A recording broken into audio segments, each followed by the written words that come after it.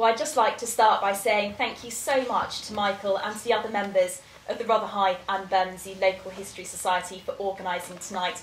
It's amazing to see so many people, and I'm sure it's going to be a fantastic evening. And also thank you also to Simon and Peter for both being here as well. And welcome from me. So, as Michael said, I'm going to set this by-election in context, and I'd like to take you back to Britain in the 1970s. Now, British politics in the 1970s was a turbulent time. It saw 4 general elections and a hung parliament. Margaret Thatcher was elected the first female British Prime Minister in 1979, bringing a degree of continuity as she was elected for 3 successive terms. However, her free market ideology, better known to us as Thatcherism, introduced swathes of new policies to British politics. During her first term, she tackled inflation and a stalling economy.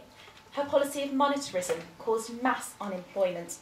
The controversial Right to Buy scheme gave council tenants the right to buy their own council property at a reduced price.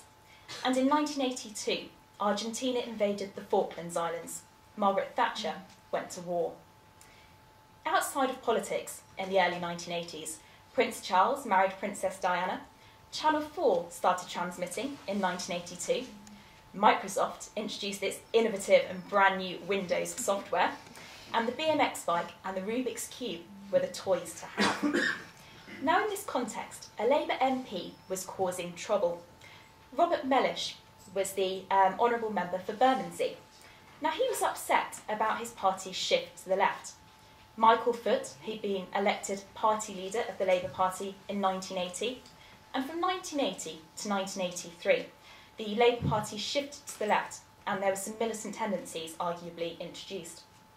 Indeed, the Labour Party's 1983 manifesto has famously been described as the longest suicide note in history for its policies of unilateral nuclear disarmament, withdrawal from the EU, or the EEC as it was known then, widespread nationalisation of industry, and increased taxes. Now, Mellish wasn't just upset with these national policies. He was also upset about what was happening at a local level. Having decided not to stand for re-election at the next general election, he wanted his friend and ally, John O'Grady, to be selected as the next Labour candidate. John O'Grady was leader of Southwark Borough Council at the time. But it became clear that Peter Tatchell was instead going to be chosen. This caused Mellish to resign not only his seat here in Bermondsey, but also from the Labour Party itself. Now this, in turn, allowed him to take up the post of Vice Chair of the London Docklands Development Corporation. Now we could spend a whole evening discussing that in itself, but in short, it was a controversial body created by the Thatcher government and strongly opposed by Labour. By resigning, Mellish was able to take up that post. So the scene was set. A by-election was triggered by Mellish resigning, and the date was fixed for the 24th of February 1983. So who were the main candidates in this election? Well, we're extremely lucky to have 2 of them sat with me on the stage now. Firstly, Peter Tatchell. At the time, he was secretary of the Bermondsey Labour Party, and I think it's fair to say to the left of the party. He was active in the Gay Liberation Front in the 1970s, and controversially was not endorsed by either Michael Foot, the Labour leader, or Labour's National Executive Committee. Simon Hughes was selected as the Liberal candidate.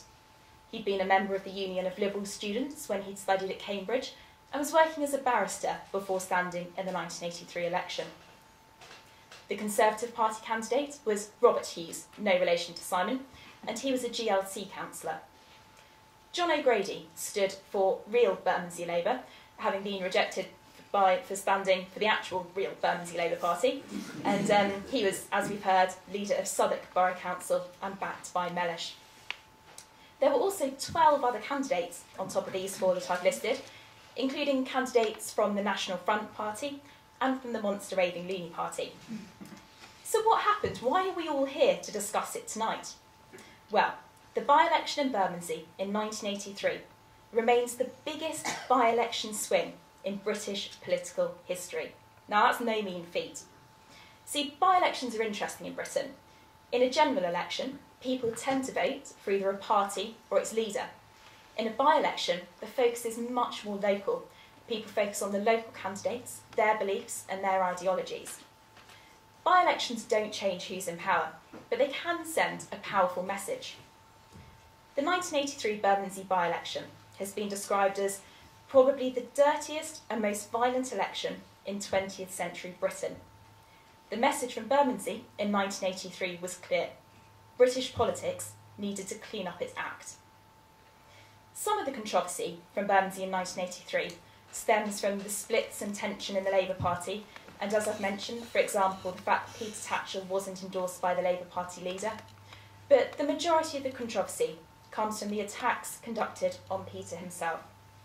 There was widespread media comment and speculation concerning Peter's sexuality.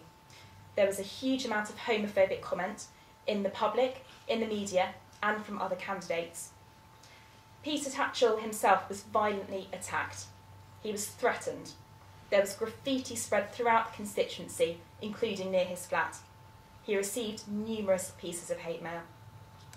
Indeed, the tabloids and right-wing media branded him Red Pete, the gay rights campaigner, and ran a slur campaign against him. The other candidates were also involved. O'Grady rode around the constituency in a horse and cart, singing homophobic songs, which included offensive lines such as Tatchell wearing his trousers back to front. These were filmed and used by the media. People who were campaigning for the Liberal Party wore badges that said either, "I have been kissed by Peter Tatchell," or "I haven't been kissed by Peter Tatchell," clearly courting the homophobic vote.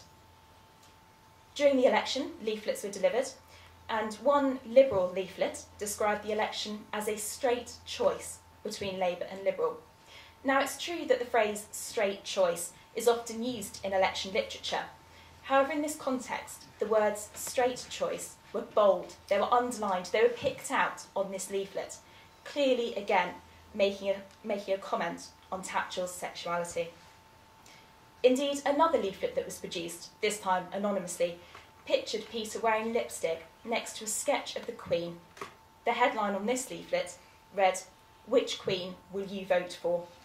It included his personal phone number and home address. The result was unprecedented, a 44% swing from Labour to Liberal. Simon Hughes won the seat with 17,017 votes. This was nearly 15,000 more than the Liberal candidate had received in Bermondsey in 1979, the last time an election was held. Peter Tatchell came second, O'Grady was third. All the candidates, except Hughes and Tatchell, lost their deposits. So what's the lasting effect been? After all, Bermondsey has been described as a watershed election. Well, maybe not as good as you might think.